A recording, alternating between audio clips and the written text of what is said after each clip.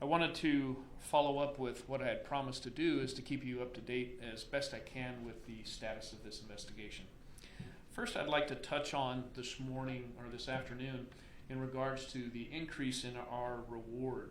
We have a 20,000, uniquely 20,100 reward. I want to speak to the $100. The $100 was written by a Mrs. Lackman out of Maine, and she writes a letter. And in this letter she says that her heart was broken and she can't send much, but what she can send, she's sending. And she wrote a $100 check.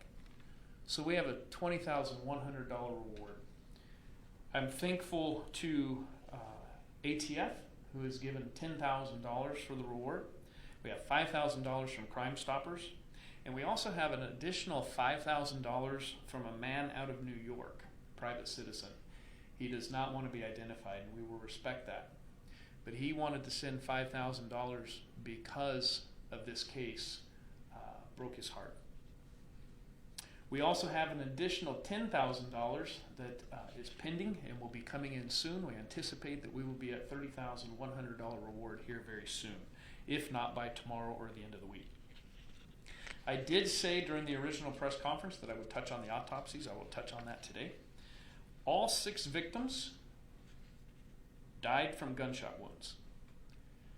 I will reiterate, 16-year-old Alyssa Perez and 10-month-old baby Nicholas were both shot in the head. We did receive questions in regards to child welfare services in regards to baby Nicholas. I want to touch on those today so that you're informed. Baby Nicholas was originally taken from her mother 3 days after he was born and placed into foster care. He was taken at the Cahuilla Delta Hospital by Child Welfare Services at the time with an investigation from the Visalia Police Department. It was because Alyssa wasn't able to provide sufficient care. Alyssa was, however, allowed supervised visits once a month until January 13th, at which time she did receive full custody and care of Nicholas under the supervision of Child Welfare Services. Much has been talked about the cartel. I want to reiterate that this was a cartel-style execution. But I'm not saying it was the cartel, but I do want to touch on the cartel in showing a map system up here for you.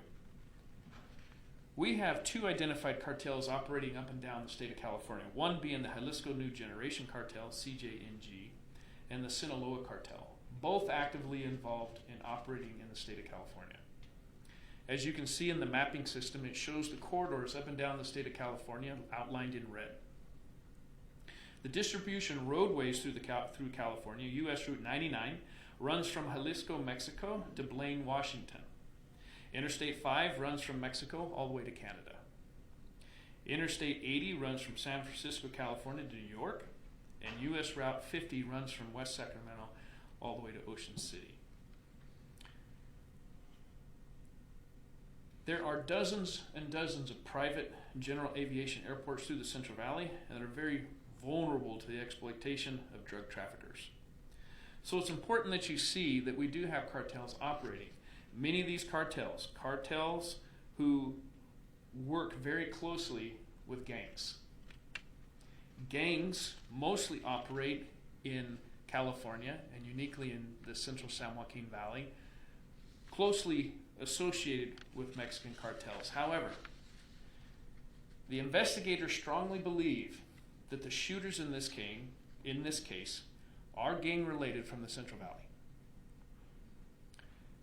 But you can see the connections with the gangs are involved are very high. Now I will tell you that our investigators have been working day and night, literally 24 hours a day on this case. I will say that arrests will be made in this investigation. And once they are, this is a message that I'm asking and sending to Governor Newsom. I would like him to lift the ban on the death penalty in cases where small children are murdered. This should be a death penalty case. I do anticipate another press conference later in the week. I will keep you up to date as this case unfolds, because I can tell you it changes almost hourly, and there has been many twists and turns in this case. But the veteran investigators in this case, working alongside our federal counterparts, all of who you see up here today, feel very confident in this investigation. Typically, when we do these press conferences, I do open it up for questions and answers. And I open them up after I've finished. And that will not be the case today. Because of the sensitive nature of this case and how it is quickly unfolding, I'm not going to answer any questions at the time being, but I will tell you, we are very close. I don't want to say anything that would jeopardize not bringing these baby killers to justice. So, as promised in the initial conference that I would bring you up to date on the autopsies are complete. All 6 victims died of gunshot wounds.